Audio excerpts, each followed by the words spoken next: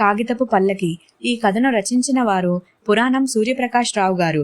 ఈ కథ యొక్క మొదటి 2 భాగాలు మీరు విని ఉండకపోతే డిస్క్రిప్షన్లో లింక్స్ ఉంటాయి, లేదా ఛానల్లో సెపరేట్గా ప్లేలిస్ట్ ఉంటుంది. ఇక కథలోకి వెళ్దామా? గుమ్మంలో అడుగు పెడుతూనే వదిన గారు పిల్లలు చనువుగా దగ్గరకు రాబోతే కసురుకొని వాళ్ళని దూరంగా తీసుకుపోయింది. అంత దూరంలో నిలబడే పలకరించింది. తల్లి పుట్టెడు దుఃఖంతో దగ్గరకు తీసుకుంది. రంగనాథం సామాన్లు లోపల పెట్టిస్తుంటే ఆ సామాన్లు అవతల మూలగదిలో పెట్టించండి అంటూ వదిన గారు పురమాయించింది. పిల్లలు మళ్ళీ దగ్గరకు రాబోతే వాళ్ళను 4 బాధలు బాధింది. వాళ్ళు బాగా ఏడ్చారు. రంగనాథం పళ్ళు పిండుకుంటూ విసుక్కుంటున్నాడు. తల్లి తన కోసం అంతకు ముందే కేటాయించిన గదిలోకి తీసుకుపోయింది. అప్పటికే అక్కడ తన కోసం అంటూ ప్రత్యేకమైన ఏర్పాట్లు చేశారు. తనకో మంచం, తన భోజనానికి ఒక కంచం, ఒక గ్లాసు వేరుగా ఉన్నాయి. తాను తాగే మంచినీళ్లు వేరే. ఇలా అన్ని ఏర్పాట్లు చేశారు.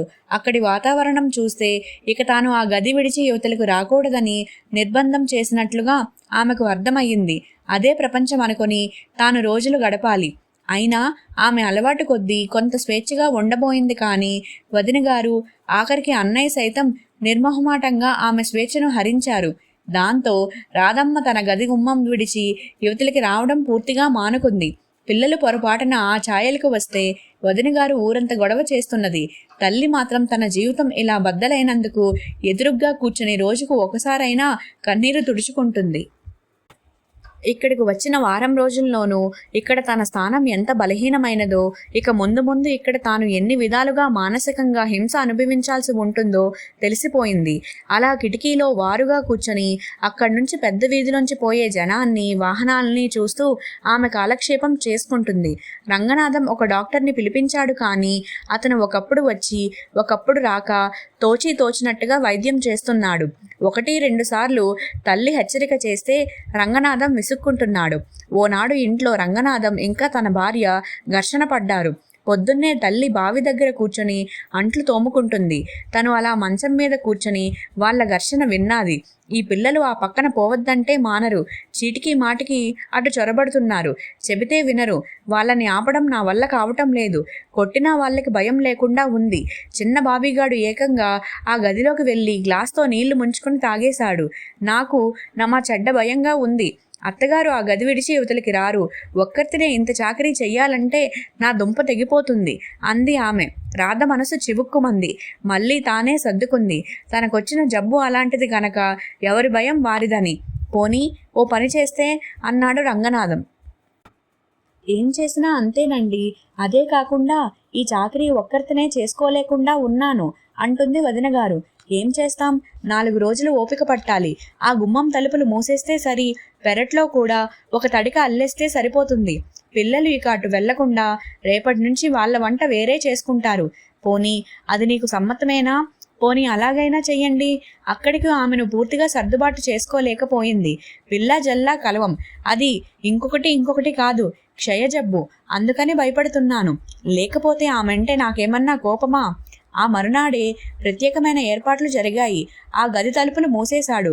రాధమ్మకు అవతల అన్నగారి సంసారంతో ఉన్న సంబంధం వల్ల ఆ గుమ్మం ఒక్కటే. ఎప్పుడైనా ఆమె ఆ గుమ్మం దగ్గర కూర్చొని వాళ్లతో ఊసులాడుతుంటుంది. అది కాస్త మూసివేశారు. ఆమెకు ఇప్పుడు వీధి వైపు కిటికీ ఆధారం అయ్యింది. అక్కడ కూర్చుంటే కొద్దిగా జనసందడి వినిపిస్తుంటుంది. కాస్త కాలక్షేపం. పెరట్లో కూడా తడిక కట్టేశారు. పిల్లలు ఇప్పుడు బొత్తిగా కంటికే కనపడడం లేదు. తలుపు అవతల నుంచి వాళ్ళ గొంతులు మాత్రం వినిపిస్తుంటాయి. వదిన గారు ఎవరి వంట వాళ్ళకే చేసుకోమని చెప్పేసింది. తల్లి కన్నీరు తుడుచుకుంటూనే పొయ్యి రాజేసింది. రంగనాథం ఇటు రావడం పూర్తిగా తగ్గించేశాడు. 2 రోజులకు ఒకసారి గుమ్మం దగ్గరే నిలబడి యోగక్షేమాలు తెలుసుకొని పోతుంటాడు. మందులు కావాల్సి వస్తే కొనిచ్చి పోతుంటాడు. ఇక్కడికి వచ్చిన తర్వాత భర్త దగ్గర నుంచి 2 ఉత్తరాలు వచ్చాయి. 2 ఉత్తరాలు కూడా తన జవాబులు రాసిన 2 రోజులకే వచ్చాయి. 2 ఉత్తరాల్లోనూ భర్త చాలా ఆందోళన వ్యక్తం చేశాడు. తాను అక్కడి నుంచి వచ్చిన తర్వాత ఏమేం తోచడం లేదట. ఇంటికి వస్తే విసుగ్గా చిరాగ్గా ఉంటుందట. తన చేతి వంట తిని ఇప్పుడు హోటల్ తిండి తింటుంటే రుచించడం లేదట. తిక్కగా ఉంటుందట. తాను వచ్చేసిన తర్వాత ఒక్క సినిమా కూడా చూడలేదట. అమ్మగారు వెళ్ళిన తర్వాత ఇల్లు బాగా చిన్నపోయిందండి అని రాఘవులు కూడా అంటున్నాడంట. ఇలా రాశారు 2 ఉత్తరాల్లోనూ. ఆ ఉత్తరాలు ఆమెలో కొత్త జీవం పోసాయి. అంతవరకు జరిగిన వైద్యం కంటే ఆ ఉత్తరాలు ఆమెలో సగం జబ్బును తగ్గించినట్టుగా అనిపించింది. ఆ ఉత్తరాల్లో వివరాలు అన్నగారికి, తల్లికి, వదినగారికి అందరికీ చెప్పింది గర్వంగా. అక్కడే ఉంటే భర్త తనని ఎలా చూసేవారో అన్నది వేరే సంగతి. ఈ రోగిష్టి మనిషిని చూడగా చూడగా ఎవరికన్నా విసుగు పుట్టచ్చు. అలా అక్కడే ఉంటే ఇక్కడి వాళ్ళకంటే ఎక్కువగా అసహ్యించుకునేవారేమో. ఎవరన్నా దూరంగా ఉంటే ఇలాగే రాస్తారేమో. అన్నయ్య ఇక్కడి నుంచి అలాంటి ఉత్తరాలే రాసేవాడు. భరించాల్సి వచ్చినప్పుడే అసలు రంగు బయటపడుతుంది. అన్నయ్య ఆ మాటే వ్యంగ్యాత్మకంగా అన్నాడు. వదిన కూడా అలాగే అంది. ఆఖరికి తల్లి కూడా వాళ్ళ ధోరణిలోనే ఉంది. వాళ్ళ మాటల్లోనూ సత్యం లేకపోదు అనిపించింది. ఉత్తరాలైతే రాయగలగరు గాని డబ్బు పంపగలరా? ఏదో అక్కడ ఉన్నప్పుడు తాను భర్తకు తెలియకుండా వెనక వేసుకున్నదే ఇప్పుడు ఆధారం అయ్యింది. వచ్చేటప్పుడు తప్పకుండా డబ్బు పంపుతానన్నారు. కానీ ఇంతవరకు పంపలేదు. డబ్బు అడుగుతూ రాయడానికి ఆమె మొహమాట పడింది. 5-6 మాసాలు సంసారం అక్కడే చేసింది తాను. ఈ 3 నాళ్ల ముచ్చటికే భర్త మీద తనకి అంత అధికారం లేదు. ఆయనంతటా ఆయన పంపితే పర్వాలేదు. కానీ తాను శాసించి ఏ మొహం పెట్టుకొని అడుగుతుంది? మంచం మీద కూర్చుంటే పనిపాట లేకుండా ఉన్నప్పుడు ఆలోచనలే ఒకప్పుడు కాలక్షేపం. ఆలోచనలు ఒక్కొక్కప్పుడు అదుపు తప్పి తప్పుదోవ పడతాయి. అనవసరమైన విషయాలు కూడా ఆలోచనలోకి వస్తాయి. తన మీద తనకే ఉక్రోషం వస్తుంటుంది. ఇప్పుడే ఏమైంది తల్లి? ముందుంది ముసళ్ళ పండగ అంది తల్లి. ఆమె గుండెలు గుబేలమన్నాయి. భర్త ఈసారి వారం దాటినా తన ఉత్తరానికి సమాధానం రాయలేదు. ఆమెకు ఆరాటం పట్టుకుంది. అప్పుడే వదిన ఎగతాళి మొదలుపెట్టింది. రాధా, అబ్బాయి దగ్గర నుంచి ఉత్తరం వచ్చిందా అని అడిగింది. ఆమె కూడా భయపడింది. పోనీ ఒకసారి అబ్బాయిని పంపిస్తే అని కూడా అంది. ఆ మర్నాడే ఉత్తరం వచ్చింది. రాధ గర్వంతో ఆ పూట ఇంత మొహం చేసుకొని ధీమాగా మాట్లాడింది. ఓనాడు చంటి పిల్లకు కాస్త జ్వరం వచ్చింది. అది 2 రోజులైనా తగ్గలేదు. 2-3 సార్లు ఆ పిల్ల గొంతు చించుకొని దగ్గింది. వదిన గారు పెద్ద గొడవ చేసేసింది. రంగనాథం కంగారు పడ్డాడు. డాక్టర్ గారు చూసి భయం లేదన్నారు. అయినా అనుమానం తీరలేదు. ఆయనకు నువ్వంటే ప్రాణం అంటున్నావు. ఒక్కసారైనా రాగలిగాడా అంది తల్లి. ఆయనకు బోలెడు పనులే, క్షణం తీరిక ఉండదు అంటూ సమర్థించింది రాధమ్మ. డబ్బు తాను ఇస్తున్నా డాక్టర్ని తీసుకురావడం, మందులు మాకులు కొనడం వీటికే రంగనాథం విసుక్కుంటున్నాడు. రాధ ఉండబట్టలేక డబ్బు నాది, నాకు ఎవరు మట్టుకు చేసేదేముంది? కాస్త మందులు మాకులు తేవడం ఇంతేగా. ఆ మాత్రం చేయడానికి కూడా విసుగులాడితే ఆ మనిషిని ఏమనుకోవాలి అని అంది. వాడు ఒక్కడే కదమ్మా, అవతల ఆఫీస్లో పని రద్దీ ఎక్కువ, అందుకని అలా విసుక్కుంటూ ఉంటాడు. ఏమీ అనుకోకు అని సర్ది చెప్పింది తల్లి. రాధమ్మ శాంతంగా కోలుకుంది. నీరసం బాగా తగ్గినట్టుగా అనిపించింది. అయితేనేం బాగా చిక్కిపోయింది. మానసికంగా ఆమె చాలా ఇరకాటంలో ఉంది. సూటిపోటి మాటలు, విసుగులు ఎక్కువయ్యాయి. ఆఖరికి తల్లి కూడా విసుక్కోవడం మొదలుపెట్టింది. భర్త దగ్గర నుంచి ఉత్తరం రావడం 4 రోజులు ఆలస్యం అయితే అందరూ చులకనగా విసుగ్గా చూస్తున్నారు. తల్లి కోపంగా చేతిలో విసనకర్ర నేల మీదకు విసిరేసింది. ఉన్నదేదో చేశాను, వంకలు పెట్టగా తిను అని అంది. రాధమ్మకు అభిమానం వేసింది. ఆమెకు తల్లి వండిన వంకాయ కూర నచ్చలేదు. అసలే జ్వరం నోరు, పైగా ఆ కూర మరీ చప్పగా రుచేమీ లేకుండా చేసిందని ఆమెకు కోపం. ఆ కూర కోపంగా పక్కకు నెట్టేసింది. తల్లికి కోపం వచ్చింది. వచ్చిందేమో సామాన్య రోగం కాదు, పెద్ద జబ్బు. పెట్టిందేదో తిని జాగ్రత్తగా ఉండాలి కానీ అన్నింటికీ వంకలు పెడితే ఎలా చావడం? రోగిష్టి మనిషికి ఇన్ని సూకరాలు పనికిరావు తల్లి అని అంది. రాధమ్మకు అభిమానం ముంచుకు వచ్చింది. అసలు అన్నమే తినబుద్ధి పుట్టలేదు తనకి. ఆ రోజు రాజశేఖరం దంపతులు వచ్చారు చూడడానికి. సుభద్రమ్మ కన్నీరు పెట్టుకొని చాలా బాధపడింది. రాజశేఖరం విసుక్కుంటున్నాడు. అతని ముఖం చిట్లించుకొని ఏమన్నా తగ్గే సూచనలు కనిపిస్తున్నాయా అని అన్నాడు. రాధ బావగారిని మంచి చేసుకునేందుకు చేతులు జోడించి పర్వాలేదు, ఇప్పుడు బాగా తగ్గింది బావా అని అంది. తల్లికి అంత దూరపు ఆలోచన లేదు. ఆమె ఏడుస్తూ ఇది బతికి బట్టగట్టినప్పుడు మాట అంటూ ఏవేవో చెబుతుంది. తనని చూడడానికి వచ్చేవాళ్ళు కొందరు అబ్బే అసలు ఇది క్షయ కాదండి, క్షయ జబ్బైతే ఇలా ఉండరు, ఇదేదో అజాతి వ్యాధిలా ఉంది అంటారు. అలా వాళ్ళు అంటుంటే ఇంటిల్లిపాదికి కొండంత బలంగా ఉంటుంది. దానికి తగ్గట్టే రంగనాథం ఒకసారి ఒక వైద్యుణ్ణి తీసుకువచ్చాడు.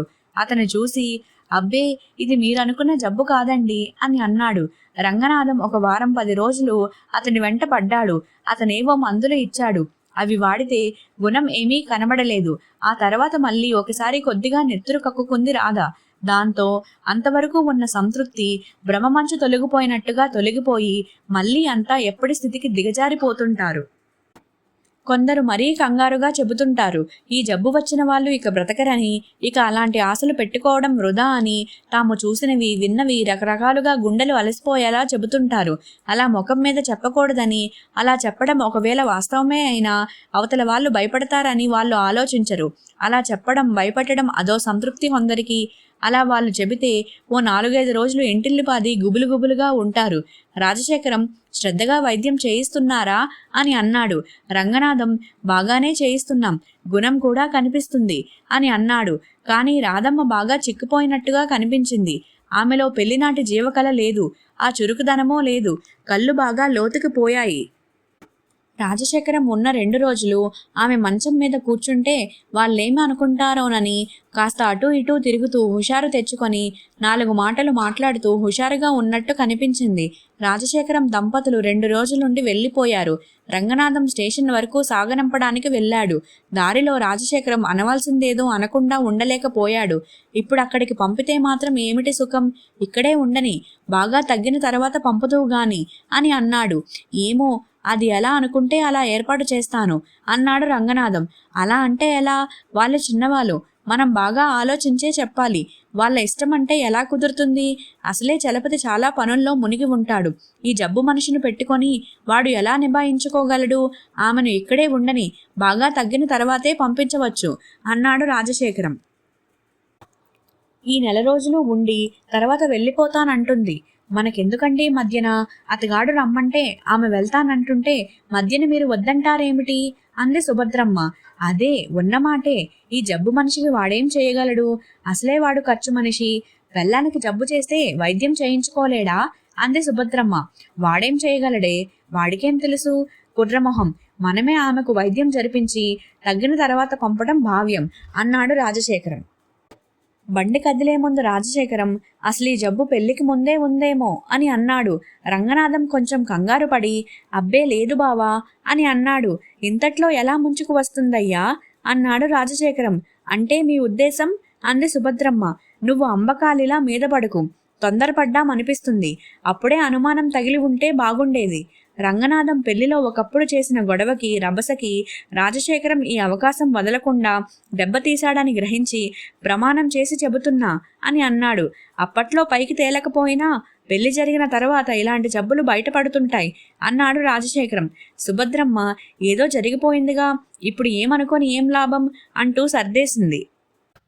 అద్దంలోంచి ముఖం చూసుకుంటే తన మార్పు తనకే కొట్టొచ్చినట్టుగా కనిపించింది రాధమ్మకు. ముఖం జబ్బు ముఖంలా కనిపిస్తుంది. బాగా పీక్కుపోయింది, నీరసంగా అనిపిస్తుంది.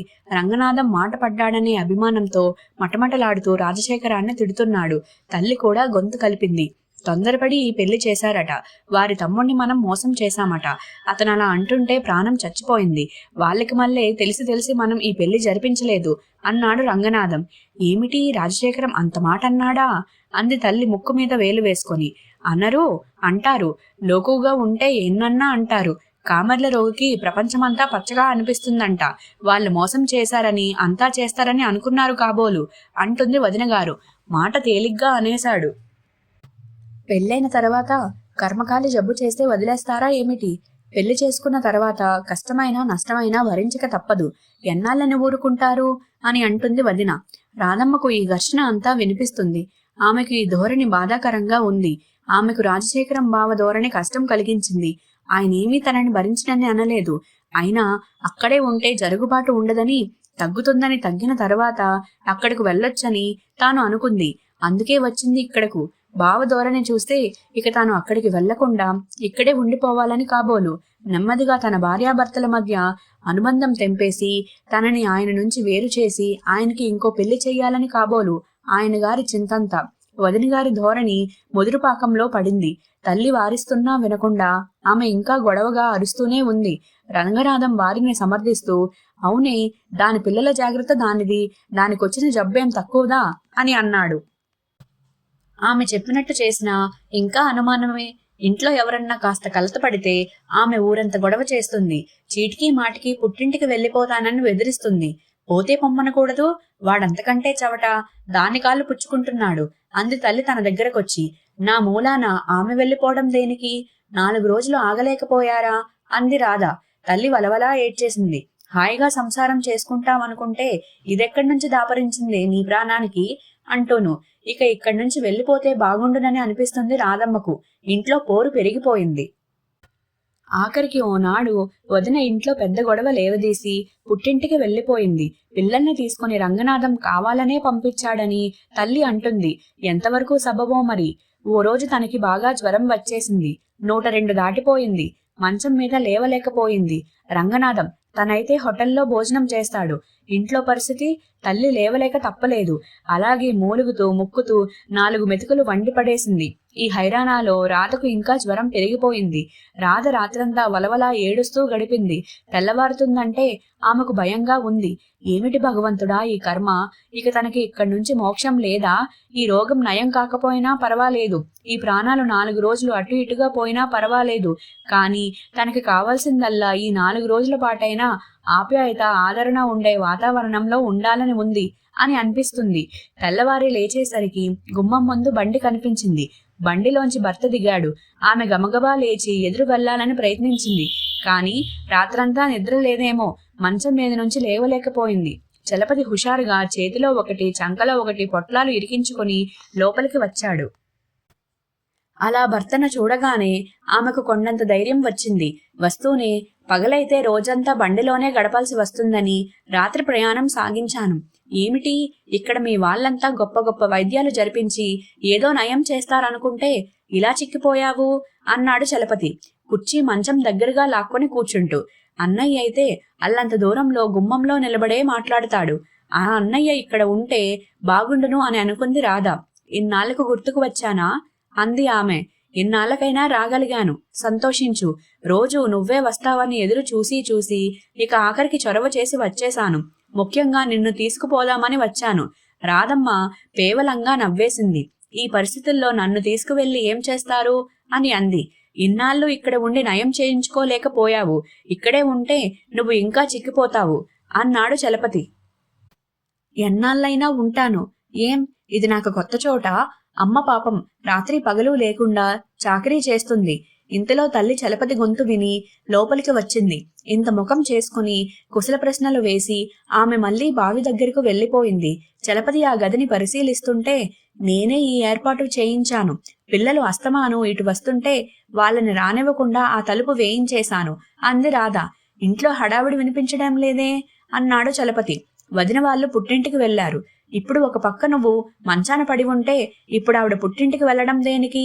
ఎందుకో ఈయనకి ఈ ఆరాలన్నీ. సరే మీరు చెప్పేది మరీ బాగుంది.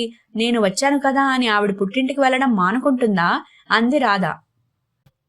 అంతేనా లేకపోతే ఏమన్నా గొడవలొచ్చాయా అన్నాడు చలపతి.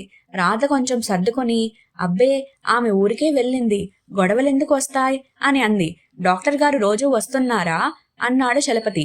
ఈ 2 నెలలు రోజూ వైద్యం జరిపించాడు అన్నయ్య అంది రాధ. అతనికి ఆమె ఆరోగ్యం తీరు చూస్తుంటే ఆమె చెప్పింది సబబుగా తోచలేదు.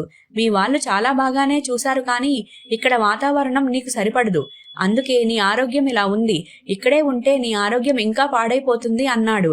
అదే అంతా అంటున్నారు. అన్నయ్య జాతకం అలాంటిది. వాడు ఎంత చేసినా మాట పడక తప్పదు. అది సరేలే, మీ అన్నయ్య చాలా కష్టపడ్డాడని నేను ఒప్పుకుంటున్నానుగా.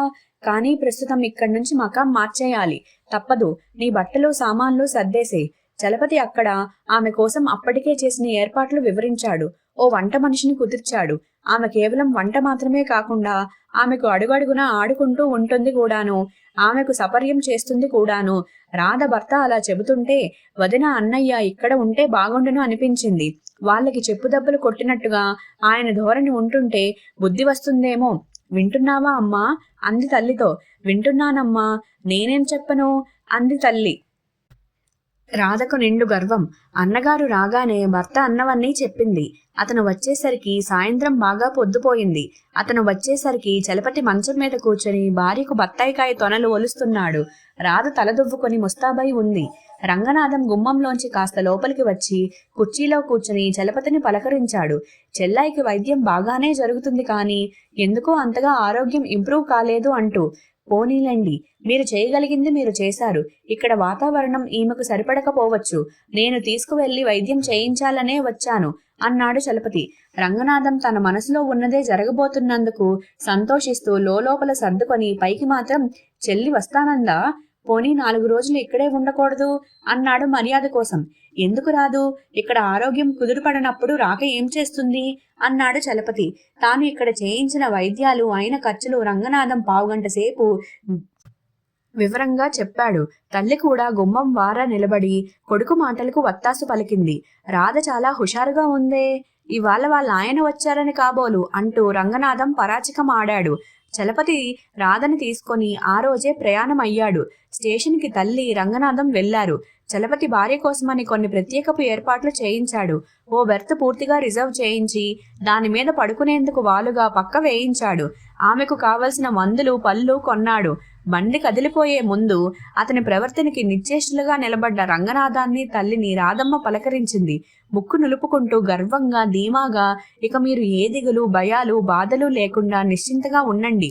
ఎప్పుడైనా ఒక ఉత్తరం ముక్క రాస్తుండండి అని అంది. చలపతి తాను కొన్న పళ్ళు సంచిలో సర్దుతూ ఈ మాటలు వినిపించుకోలేదు. రంగనాథం చిన్నబుచ్చుకున్నాడు. తల్లి కన్నీరు పెట్టుకుంది. బండి కనుచూపు దూరం పోయే వరకు రాధ బండిలోంచి చేతులు ఊపుతూనే ఉంది. చలపతి కూడా పక్క కిటికీలోంచి తల యువతల పెట్టి చూస్తున్నాడు. చిత్రంగా ఉంది నాయనా, అలా నలుగురు అనుకున్న చలపతేనా ఈ అల్లడు అనిపిస్తుంది అంది రంగనాథం తల్లి. ఆమె ఆశ్చర్యంగా ముక్కు మీద వేలు వేసుకుంది. రంగనాథం పశ్చాత్తాప స్వరంతో మనమే తొందరపడ్డాం, ఇలాంటి వ్యక్తిని తెలుసుకోలేకపోయాం అని అన్నాడు. అంత చెడిపోయిన మనిషికి కూడా భగవంతుడు అంత అపేక్ష పెట్టాడు. అమ్మాయికి ఇంత కష్టం వచ్చింది. ఈ కష్టంలో అతని ఆదరణ ఆప్యాయత అదే అండ ఆమెకి. రంగనాథం కావాలని రాజశేఖరం పేర ఉత్తరం రాశాడు. మేము ఎంత వారించినా వినకుండా రాధను చలపతి వచ్చి తీసుకుపోయాడు. అక్కడే వైద్యం చేయిస్తాడట. ఆమె కోసం అక్కడ ఓ వంట మనిషిని కుదిర్చాడట. 2 డాక్టర్ని ఏర్పాటు చేశాడట. నర్సు రోజు ఇంటికి వచ్చి ఇంజెక్షన్లు ఇచ్చే ఏర్పాటు చేయించాడట. విశాఖపట్నంలో పెద్ద హాస్పిటల్ ఉందంట. ప్రత్యేకంగా టీబీ స్పెషలిస్టులు అక్కడ ఉన్నారట. అక్కడికి తీసుకెళ్లి ఒకసారి పరీక్ష చేయిస్తాడట. వాళ్ళు ఇంకా లేటెస్ట్ మందులేమైనా చెబుతారేమోనని ఎవరో సలహా చెప్పారట అంటూ రాశాడు. అతను ఉత్తరం పోస్ట్లో వేసిన తర్వాత ఓనాడు రాజశేఖరం స్టేషన్లో కొట్టిన దెబ్బకు సరైన సమాధానం ఇచ్చినట్టుగా తృప్తి పడ్డాడు రంగనాథం. స్టేషన్లో బండి ఆగడం ఆలస్యం.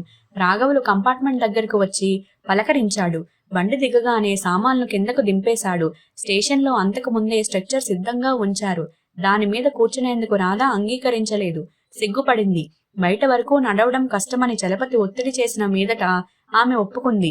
ఇంటికి చేరేసరికి ఇల్లంతా చాలా నీటుగా ఉంది. తన కోసం ఆఖరికి మంచం మీద పక్క సైతం సిద్ధం చేసి ఉంది. వంట మనిషి వంట కూడా సిద్ధం చేసింది. నర్సు వచ్చి ఇంజెక్షన్ ఇచ్చింది. కొన్ని మందులు కూడా ఇచ్చింది. రాఘవులు సామాన్లు సర్దేశాడు గదిలో. చలపతి ఆమె మంచం మీద కూర్చొని ఇల్లు ఎలా ఉంది అని అన్నాడు. చాలా బాగుంది. నీవు రాగానే చూడడానికి బాగుండాలని రాఘవ్ చేత సర్దించాను. ఆమెకు కన్నీరు ఆగలేదు. అది దాచుకునేందుకు చోటు లేక ముఖం దించేసుకుంది. ఈ 2 నెలల్లోనూ అక్కడ పొందిన అనుభవాలు అవమానాలు ఒక్కసారి గుర్తుకు వచ్చాయి.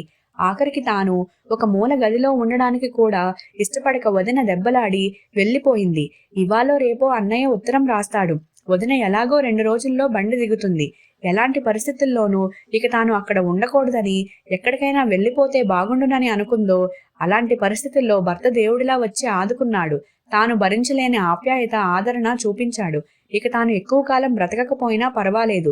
ఉన్న 4 రోజులు ఈ ఆప్యాయత ఆదరణ ఇలా ఉంటే అదే 10,000 తనకి అంతకంటే ఇంకేం అక్కర్లేదు.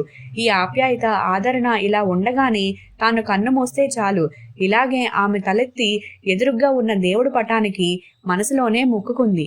ఏమిటి ఆలోచిస్తున్నావు అన్నాడు చలపతి. రాధమ్మ తడబడుతూ ఆహా ఏం లేదు, పాపం అమ్మ జ్ఞాపకానికి వచ్చింది. ఆమె ఎంత సేవ చేసిందో పాపం అని అంది. రాధమ్మకు ఇక్కడకు రాగానే మళ్ళీ రాబడి ఖర్చులు ఇంటి బాధ్యతలు మొదలయ్యాయి. చలపతి జేబులోంచి 300 తీసి ఆమెకు ఇచ్చాడు. వంట మనిషి చాలా శ్రద్ధగా చాకరీ చేస్తుంది. ఆమెకు తనంటే భయం లేదు కాబోలు. ఆమెకు పాపం 2 పిల్లలట. భర్త ఈ మధ్యనే చనిపోయాడట. ఆమెకు డబ్బు అవసరం. రాధమ్మని మంచం దిగవద్దని చెప్పినా ఆమె వినిపించుకోవడం లేదు. వంటగది గుమ్మంలో కూర్చుని ఏవో పురమాయింపులు చేస్తూనే ఉంటుంది. ఇల్లంతా కూడా వారం రోజులకు ఒక్కసారైనా సర్దేస్తుంది. నాది, నా సొంతం అనే బాధ్యత అలాంటిది. ఇక్కడికి వచ్చిన తరువాత తనకి సగం జబ్బు నయమైనట్టుగా అనిపించింది. రాజశేఖరం బావ ఇప్పుడేమంటాడు? ఆనాడు అలా దెప్పినవాడు ఇప్పుడు తలతీసి ఎక్కడ పెట్టుకుంటాడు? జీవితంలో పూర్తిగా కృంగతీసే నిరాశ నిస్పృహల్లోంచి భర్త ఆమెకు కావలసినంత బలం, ధైర్యం, ఉత్సాహం, ఆశలు, అవకాశాలు అందజేసిన, అతగాని అభిమానాలు, ఆదరణ ఆమెకు కొత్తలో ఉక్కిరిబుక్కిరి చేసిన, వరండాలో కుర్చీ వేసుకుని కూర్చుంటే ఆరోగ్యంగా నవ్వుతూ తుల్లుతూ పసిపాపల్లా సినిమాకి పోయే జంటల్ని చూస్తున్నప్పుడు, పెరట్లోకి వెళ్తే హాయిగా నవ్వుతూ ఇంటి పనులు చేసుకుంటూ ఆరోగ్యంగా ఉండే ఇరుగు పొరుగును చూసినప్పుడు ఆమెలో క్రమక్రమంగా అసంతృప్తి, గర్వం హరించుకుపోయి తాను అలాంటి మామూలు స్థితికి రావడానికి మనస్సు వేగిరపడసాగింది. వచ్చినప్పుడు కంటే ఇప్పుడు ఆరోగ్యం మెరుగయింది. అయినా మామూలు మనిషి కావాలంటే ఇంకా 5-6 మాసాలు పడుతుందని చెప్పారు డాక్టర్లు. నెల ఈ రోగం కింద సగం రాబడి ఖర్చయిపోతుంది. అప్పుడప్పుడు ఆమె తన పెట్టె తీసి డబ్బు సంచి చూసుకుంటూ ఉంటుంది. తన దగ్గర ఇంకా 1000 రూపాయలు ఉన్నాయి అనుకుంటూ సంతృప్తిగా ఉంటుంది. చలపతికి ఓ మిత్రుడు సలహా ఇచ్చాడు, విశాఖపట్నం తీసుకుని వెళ్ళమని. అసలు అందుకే తనని అక్కడి నుంచి తీసుకువచ్చాడు. చలపతి ఆనాడు వస్తూనే, రేపే విశాఖపట్నం ప్రయాణం, అక్కడ వైద్యం చేయించుకో, రాఘవులు పొద్దున్నే వస్తాడు అని అన్నాడు. అక్కడికి వెళ్ళడం అవసరమా అని అన్నది రాధ. అక్కడ పెద్ద డాక్టర్లు ఉంటారట, వాళ్ళు బాగా పరీక్షలు జరిపి ఇంకా మంచి మందులు ఇస్తారట. రాధమ్మకు ఇక ఈ వైద్యంతో తాను పూర్తిగా మామూలు మనిషి అవుతుందని అనిపించింది. భర్తకు అంత మంచి బుద్ధి భగవంతుడు పుట్టిస్తే తానెందుకు వద్దనాలి? రాఘవులు కూడా వస్తాడు అన్నాడు చలపతి. పొద్దున్నే రాఘవులు వచ్చాడు. ముగ్గురు విశాఖపట్నం వెళ్లారు, ఇల్లు తాళం పెట్టి. దారిలో ఒక స్టేషన్లో బండి కొంచెం ఎక్కువసేపు ఆగవలసి వచ్చింది. చలపతి పళ్ళు కొనడానికి స్వయంగా బండి దిగి ప్లాట్ఫామ్ మీదకు వెళ్ళాడు. అమ్మగారు, ఓ మాట అడుగుతాను చెప్పండి అన్నాడు రాఘవులు. ఏమిటి? అంది రాధ. ఇదంతా చూస్తుంటే ఎలా అనిపిస్తుందండి? ఏం జరిగింది రాఘవులు? చలపతయ్య గారికి ఇంత పెద్ద మనసు, ఇంత ఓపిక, ఇంత నెమ్మది ఎలా వచ్చాయా అని అందరూ ఆశ్చర్యపోతున్నారమ్మా. రాధ మాట్లాడట్లేదు. వాళ్ళ ఆవిడ్ని ఇంత జాగ్రత్తగా చూస్తున్నారంటే అలాంటి మనిషిలో ఇంత మార్పు ఏమిటా అని ఒక్కటే ఆశ్చర్యపోతున్నారండి. మీకు తెలియందేముంది? ఒక్కో రోజు తప్పతాగేసి సినిమా హాల్లో పడి నిద్రపోయి ఒళ్ళు తెలియకుండా తిరిగే మొరటు చలపతయ్య ఈనాడు ఇంత పెద్ద మనిషి ఎలా అయ్యారు అని అంతా ఒక్కటే చిత్రంగా అనుకుంటున్నారండి. దీనికంతా ఏదో ఆకర్షణ మీలోనే ఉందని వాళ్ళు అనుకుంటున్నారండి అన్నాడు రాఘవులు. ఏం, మీ అయ్యగారి గురించి అంత గొప్పగా చెప్పుకుంటున్నారా? భలే వారండి, ఆ మనిషి గురించి తెలిసిన వారికి ఆశ్చర్యం కాదు మరి. ఇలా మారిపోతారని ఎవ్వరూ అనుకోలేదమ్మా. అవును గాని ఓ సంగతి అడుగుతాను చెప్పు. నేను అడిగే విషయాలు మీ అయ్యగారికి చెప్పకూడదు. ఈ అయ్యగారికి ఎవరో ఒక ఆవిడ ఉందంట, నీకు తెలుసా? రాఘవులు నాలిక కొరుక్కుంటూ, చంపేశారు. అడక్కూడని ప్రశ్న అడిగారు. అది వెనుకటి సంగతి లేండమ్మా. ఇప్పుడు అక్కడికి వెళ్ళడం మానేశారు. ఎవరావిడ? మీరు నా గురించి అపార్థం చేసుకోనంటే చెబుతా. ఆమె దిక్కులేని పుట్టిక పుట్టింది. ఓ అయ్య మోసం చేసి పారిపోతే ఆ అమ్మ పాపం ఆసుపత్రిలో పురుడు పోసుకొని ఈ బిడ్డను అక్కడే వదిలి పారిపోయింది సాకలేక. ఓ నర్సమ్మ ఈ బిడ్డను పెంచి పెద్ద చేసింది. ఆమె కాస్త ఆస్తిని అప్పచెప్పిపోయింది. ఓ పొగరుబోతు నమ్మించి పెళ్లి చేసుకుంటానని చెప్పి ఆమెను హత్య చెయ్యాలని చూశాడు. దేవుడు ఆమె పక్షాన ఉన్నాడు. లేకుంటే ఈ అమ్మ అప్పుడే చచ్చిపోయేది. ఏం జరిగింది రాఘవులు అంటూ వినాలనే కుతూహలంతో రాధ పక్కమేంచి లేచి కూర్చుంది. అతని మీద ఏదో కూలీ కేసు ఉందంట. పోలీసోళ్లు పట్టుకుపోయారు. వాడికి కోర్టులో యావజ్జీవ శిక్ష పడింది. ఆ తర్వాత అల్లరి చిల్లర కుర్రాళ్ళు ఆమెను పాడు చెయ్యాలని చూశారు. అలాంటి కష్టంలోనే అయ్యగారు ఆవిడ్ని ఆదుకున్నారండి. అప్పట్నుంచి ఇద్దరికి స్నేహం బాగా పెరిగిపోయిందండి. మీరేమీ అనుకోకుండా ఉంటే ఓ సంగతి చెబుతానండి. ఏమిటది చెప్పు. ఎల్లమ్మ చాలా మంచి మనిషి. అయ్యగారికి మీరు కూడా అంత సేవ చేసి ఉండరండి. అయ్యగారికి ఎప్పుడు జబ్బు చేసినా రాత్రిలో నిద్ర కూడా పోకుండా చాకరీ చేసేదండి. అయితే నాకంటే చాలా మంచి మనిషి అన్నమాట. అది మంచో చెడో ఆమెకు అయ్యగారంటే మాత్రం చాలా అభిమానం అండి. మరి మీ అయ్యగారికి ఆమంటే మనసేనా? లేదండి, ఇది వరకు అభిమానంగా ఉన్నా మీరొచ్చిన తర్వాత అసలు అటు పోవడమే మానుకున్నారండి. నువ్వు అబద్ధం చెప్తున్నావు. చా, ఒట్టండి, ప్రమాణం చేసి చెబుతున్నా, అయ్యగారు ఇప్పుడు బాగా మారిపోయారండి. ఆవిడకు ఈ పెళ్లి ఇష్టం లేదని అయ్యగారు అనుమానం అండి. ఆవిడ ఓసారి అయ్యగారు ఇంటికి వెళ్తే ఆవిడ అయ్యగారిని అడ్డమైన మాటలు అన్నదంట. అసలు ఒక విధంగా మీ పెళ్లి జరగడానికి ఆవిడే కారణమండి. ఆవిడ ఎలా? రాధ ఉత్సాహంగా అడిగింది. ఒకనాడు తనకి రాఘవులకి జరిగిన సంభాషణలో రాఘవులు అప్పట్లో ఏదో రహస్యం ఉందని చెప్పాడే కాని ఎవరూ చెప్పలేదు. నువ్వు చెడిపోయిన మనిషివి, తాగుతావు, జూదం ఆడుతావు, గొడవలు పడతావు, నీకు లేని చెడు వ్యసనం లేదు, నీకు పిల్లని ఎవరిస్తారు? ఒకవేళ ఇచ్చినా నీ వల్ల ఆమె ఏం సుఖపడుతుంది? నువ్వు బాధపడి ఆమెను కష్టాలు పెట్టి ఎందుకొచ్చిన రొస్టు? నువ్విలా గాలి బ్రతుకు బతకడమే మంచిది. నీకు పెళ్లి అనవసరం అంటూ ఒకరోజు దులిపేసిందంట. ఆమె ఎప్పుడూ ఎంతో గౌరవంగా మాట్లాడేది. ఆ రోజు ఆమె అలా అనడంతో అయ్యగారికి దిమ్మ తిరిగిపోయింది. నన్ను చేతకాని వాడి కింద జమకడతావా అని పౌరుషం వచ్చిందండి. నేను పెళ్లి చేసుకుని తీరుతాను అంటూ ఆమె దగ్గర శపథం చేశారండి. ఆ రోజే మిమ్మల్ని చూడ్డానికి మీ ఊరు వచ్చారండి. అలా అని దెబ్బ కొట్టకపోతే అన్నయ్య గారి ఉత్తరానికి అసలు విలువ ఇచ్చేవారు కాదండి. అన్నగారంటే ఈయనకు అస్సలు సరిపడదండి. ఎందుకని తెలియనట్టుగా అడిగింది రాధ. ఆయన తన స్వార్థం చూసుకొని ఈయన చిన్నప్పుడే ఇలా గాలికి వదిలేశారని కోపమండి. ఆయన ఊసి ఎత్తితే ఎగిరిపడేవారండి. రాధ రాఘవులు చెప్పిన విషయాలు ఆసక్తిగా ఉండి అతని చేత ఇంకా వాగించాలని, ఎల్లమ్మ ఇప్పుడు ఇక్కడే ఉందా అని అడిగింది. లేదండి, ఆవిడ యాత్రలకు వెళ్ళిందండి. మళ్ళీ వస్తారా? ఏమోనండి.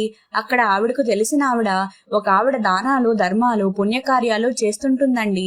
అక్కడకు ఆవిడ రమ్మంటే వెళ్లారు. మళ్ళీ ఎప్పుడు ఆవిడ దిగుబడుతుంది? తన ప్రాణానికి అనిపించింది రాధకి.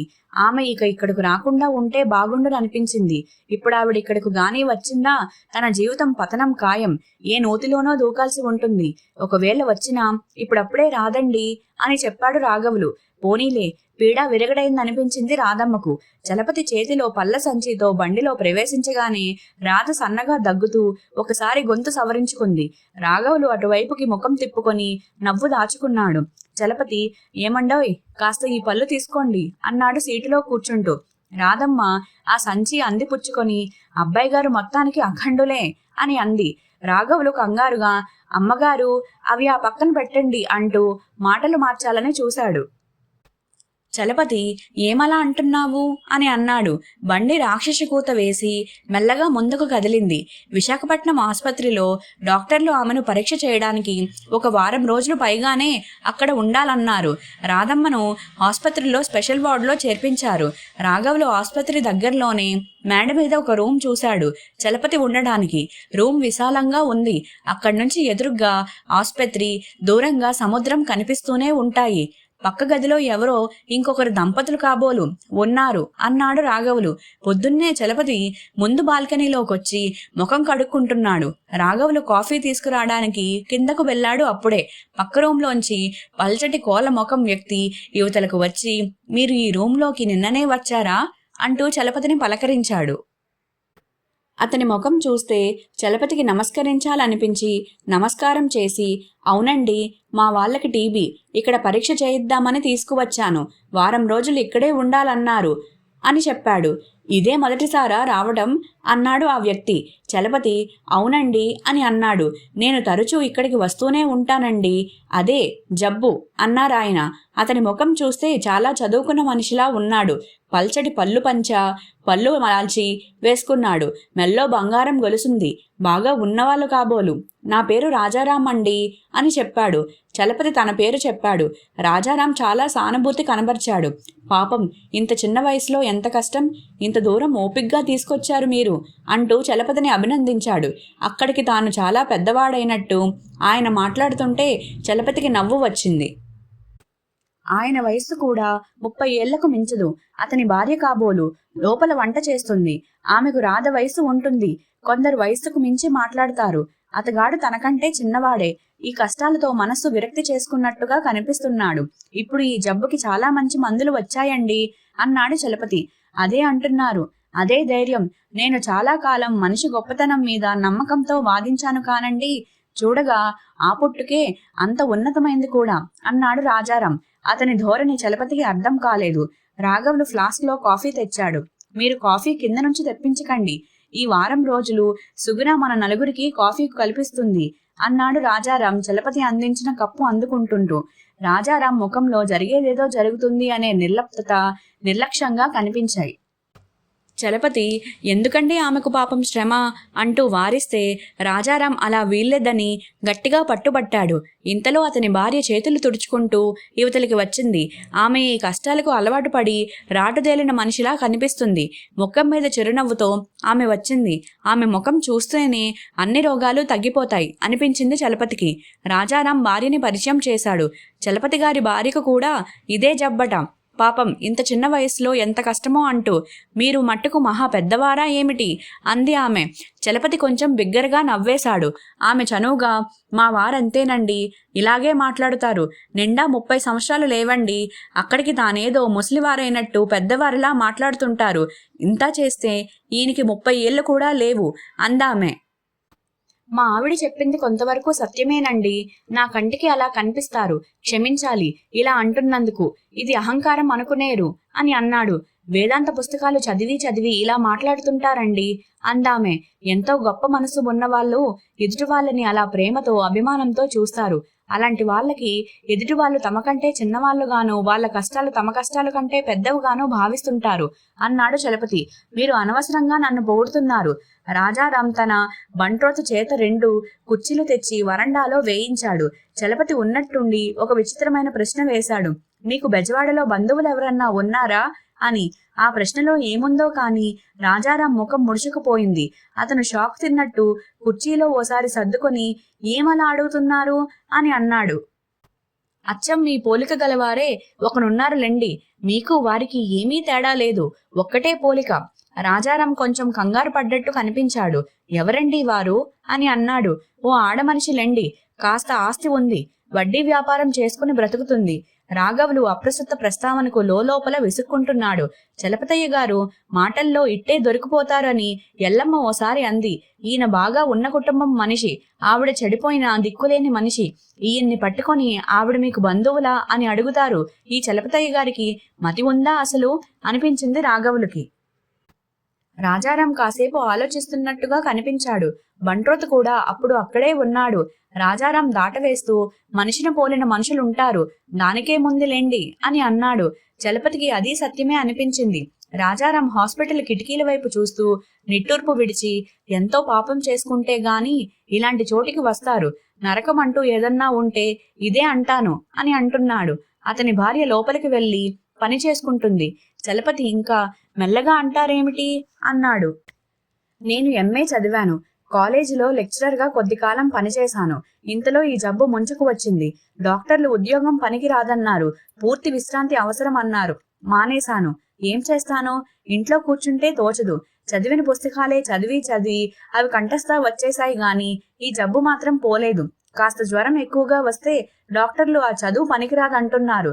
రాజారాం తన చదువు గురించి ప్రస్తావిస్తుంటే చలపతికి భయంగాను మెరుకుగాను ఉండి మధ్యన రాఘవులు వైపు చూస్తున్నాడు. రాఘవులు ముఖం చాటంతో చేసుకొని నవ్వుకుంటున్నాడు. చలపతి ఇది గమనించకపోలేదు. అమ్మగారికి కాఫీ తీసుకెళ్లి ఇచ్చావా అన్నాడు చలపతి. ఇచ్చానండి అన్నాడు రాఘవులు. అయితే ఓ గంటలో వస్తానని చెప్పు, కంగారు పడుతుంది అంటూ అతన్ని అక్కడి నుంచి పంపించేశాడు. ఇంత అనారోగ్యం వచ్చినా మానసికంగా కృంగిపోలేదంటే ఆ పుస్తకాలే కారణం అనిపిస్తుంది. అది చదువుతుంటే ఎంత టైమో ఎలా గడుస్తుందో తెలియదు. కాదండి మరి మీరేమన్నా పుస్తకాలు చదువుతారా? కావాలంటే ఈ వారం రోజులు కాలక్షేపానికి తీసుకోండి. తెలుగు పుస్తకాలున్నాయి, ఇంగ్లీష్వి కావాలంటే ఇంగ్లీష్వి కూడా ఉన్నాయి, ఇస్తాను, ఇమ్మంటారా అంటూ రాజారాం భార్యని పిలిచాడు. చలపతి చప్పున వారిస్తూ ఇప్పుడెందుకులేండి, తర్వాత నేనే అడుగుతాను అంటూ అప్పటికి ఆ ప్రమాదం నుంచి రక్షించుకున్నాడు. అసలు మీకు పుస్తకాలు చదివే అలవాటు ఉందా అన్నాడు రాజారాం వదలకుండా. ఏదో కొద్దిగా, ఎలాగైనా మీకున్నంత శ్రద్ధ లేదు. బహుశా మీకు నాకున్నంత విశ్రాంతి లేక అనుకుంటాను. రక్షించావు అని మనసులో అనుకొని, మరేనండి నాకు తెల్లవారి లేస్తే 1,00,000 పనులు, ఇంట్లో ఈ జబ్బు మనిషి, నాకు ఊపిరి పీల్చుకునేందుకు కూడా వ్యవధి ఉండదు అని అన్నాడు చలపతి. నాకు నవలలు కథలు ఎంత అభిమానమో తాత్విక రచనలన్నా అంత అభిమానం. మా ఇంటి దగ్గర ఒక పెద్ద లైబ్రరీ ఉంది. ఓసారి మీరు మా ఊరు రండి, చూద్దురు గాని అని అన్నాడు రాజారాం. చలపతికి విసుగ్గా ఉంది. అతను ఎంతసేపు మాట్లాడినా పుస్తకాల గురించి తప్పించి ఇంకో మాట మాట్లాడడం లేదు. తనకి ఏదైతే ప్రాణ సంకటమో అదే ప్రస్తావన తెప్పించి అతను మారు మాట్లాడడం లేదు. అలాగే, తప్పక వస్తాను అన్నాడు చలపతి. ఇంతలో రాఘవులు వచ్చి, అమ్మగారు రమ్మంటున్నారండి అని అన్నాడు. చలపతి వస్తానండి అంటూ అప్పటికి తప్పుకున్నాడు. అతను నేరుగా హాస్పిటల్కి వెళ్ళాడు. రాఘవులు రాజారాం బంట్రోతు గవరయ్యతో మెట్ల మీద కూర్చొని బాతాఖానీలో పడ్డాడు. మీ అయ్యగారు బాగా ఉన్నవారులా ఉన్నారే అన్నాడు రాఘవులు.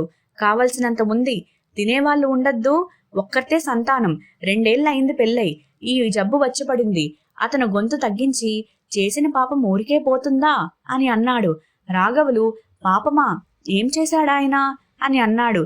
అయితే ఈయనేమీ చెయ్యలేదు, ఏ మాటకి ఆ మాటే చెప్పుకోవాలి. ఈయన చాలా మంచివాడు, జాలి, దయ, ధర్మం అన్నీ మంచి గుణాలున్నవారు. ఈయన తండ్రి చిన్నప్పుడు పట్నంలో చదువుకుంటూ ఓ అమ్మాయిని మోసం చేశారట. ఆమెను అర్ధాంతరంగా వదిలేసి పారిపోయారని, ఆమె కడుపుతో ఉంటే ఆమె మానాన వదిలేసి వచ్చేశాడని అనుకుంటున్నారు. ఇలాంటి పనులు చేసే వాళ్ళకి ఇలాంటి కష్టాలే వస్తాయి. చేసిన పాపం ఊరికే పోతుందా అన్నాడు గవరయ్య. రాఘవులకి ఎల్లమ్మ గుర్తుకు వచ్చింది. బెజవాడలో ఓ ఆడమనిషి ఉందయ్యా, అచ్చం మీ అయ్యగారి పోలికేనయ్యా, ఏమీ తేడా లేదు, నేను చూడగానే అనుకున్నాను అన్నాడు రాఘవులు. ఇందాక తాను చలపతయ్య అడుగుతుంటే నవ్వుకున్నాడు. ఇప్పుడు ఆయనకొచ్చిన అనుమానమే తనకు వచ్చింది. గవరయ్య, అవునా అన్నాడు ఆశ్చర్యంగా. రాఘవులు అవును అన్నాడు. అయితే ఆమె ఏ ఆసుపత్రిలోనో ఆడపిల్లని కని చనిపోయి ఉంటుంది పాపం అన్నాడు గవరయ్య. తెలీదు. అయితే ఆమె తల్లి కూడా ఇలాగే ఆసుపత్రిలోనే పురుడు పోసుకొని ఈమెను అక్కడే వదిలేసి పోయింది. ఓ నర్సమ్మ పెంచింది ఈమెను. అయితే ఆమె నడవడి మాత్రం పెద్ద కుటుంబంలో పుట్టిన మనిషిలా ఉంటుంది. చాలా మంచి మనిషి అన్నాడు రాఘవులు. ఆమె అయ్యుంటుంది. సమయం కనిపెట్టి అయ్యగారికి చెబుతాను. ఈయన చాలా దయాగుణం కలవాడు. ఇప్పుడు అనారోగ్యంగా ఉన్నప్పుడు ఇలాంటి గొడవలు ఎత్తితే మనస్సు పాడు చేసుకుంటారు. మెల్లగా కదుపుతా. ఈ అయ్యగారు ఆమెకు ఏదన్నా ముట్ట చెబుతారు అన్నాడు గవరయ్య. చెప్పు, పాపం సహాయం చేయవలసిన మనిషే అంటూ సమర్థించాడు రాఘవులు. చలపతి ఆసుపత్రి నుంచి తిరిగి వచ్చేసరికి కొంచెం పొద్దుపోయింది. రాజారాం అప్పటికే భోజనం చేసి పుస్తకం చదువుతూ మంచం మీద పడుకొని ఉన్నాడు. సుగుణ అతని పక్కనే కూర్చొని పత్రిక చదువుకుంటుంది. చలపతి రాకను పసిగట్టి రాజారాం చలపతి గారు అంటూ పిలిచారు. చలపతి గుమ్మంలో నిలబడే, భోజనం అయ్యిందండి అని అన్నాడు. మీరు? ఇంకా కాలేదు. రాజారాం మంచం దిగి చకచకా యువతలకి వచ్చి, ఇప్పుడు 12 అయ్యిందన్నాడు. మా వాళ్లకు వాళ్ళ పరీక్షలేవో చేశారు, అక్కడే ఆలస్యం అయింది. అయితే ఇప్పుడు హోటల్కేం పోతారు? మా ఇంట్లో భోజనం చెయ్యండి. సుగుణ, వడ్డించెయ్యి, చలపతి గారు ఇక్కడే భోజనం చేస్తారు అంటూ రాజారాం బలవంతం చేశాడు. చలపతి ఎంత వారించినా అతను వినలేదు. ఆ పూట అక్కడే భోజనం చేశాడు చలపతి. భోజనం దగ్గర రాజారాం గోష్ఠి ఆరంభించాడు. చలపతి వింటున్నాడు. అతన్ని భోజనం చెయ్యనివ్వండి, మీ పుస్తకంలో సంగతులు తర్వాత చెబుదురు గాని అంది సుగుణ. చెప్పనివ్వండి, ఎవరు చెబుతారు ఇంత మంచి విషయాలు? ఇలాంటి స్నేహితులు దొరకడం కూడా చాలా కష్టమే అన్నాడు చలపతి. రాజారాం, ఇవాళ చదివిన ఈ పుస్తకం ఒక నవల. తెలుగు నవలలు నేను ఎక్కువగా చదవలేననుకోండి, కానీ చాలా మంది అనడం ఈనాడు తెలుగులో నవలలు ఇంకా డైరెక్ట్ ఫామ్లోకి రాలేదంటారు. ఈ నవల చదివితే ఆ వాదన సబబే అనిపిస్తుంది అని అన్నాడు. చలపతికి ఈ ధోరణి అది అంతా అర్థం కాక, అవునండి, చాలా మంది అలాగే అంటారు, నేను కొన్ని పుస్తకాలు చదివాను, బొత్తిగా అర్థం కాదండి అని అన్నాడు. అయితే మీరు నాతో ఏకీభవిస్తున్నారన్నమాట. ఈ పుస్తకంలో కథ గాని, కథ నడిపే తీరు గాని, ఆఖరికి సంఘటనలు గాని చాలా అవాస్తవికంగా ఉన్నాయి.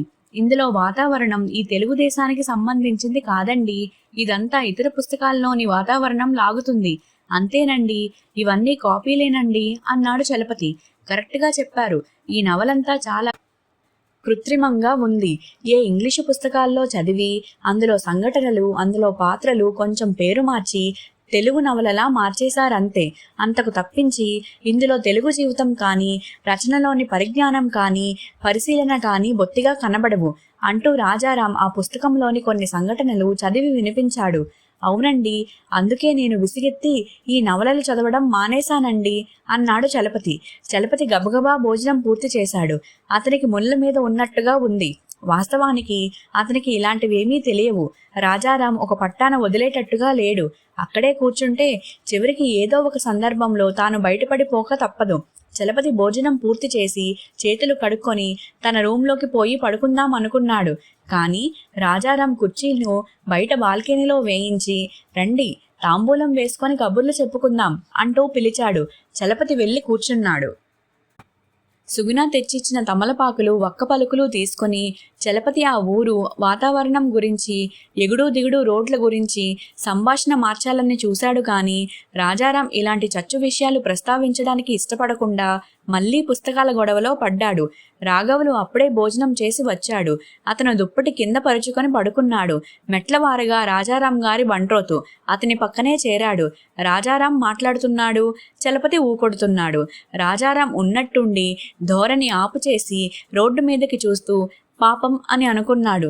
ఒరేయ్ గవరయ్య, నువ్వు ఆసుపత్రి గేటు దగ్గరికి వెళ్ళి నేను చెప్పానని గేటు తీయించు. పాపం పేషెంట్ తాలూకా కుర్రవాడెవడో క్యారియర్ తెచ్చాడు.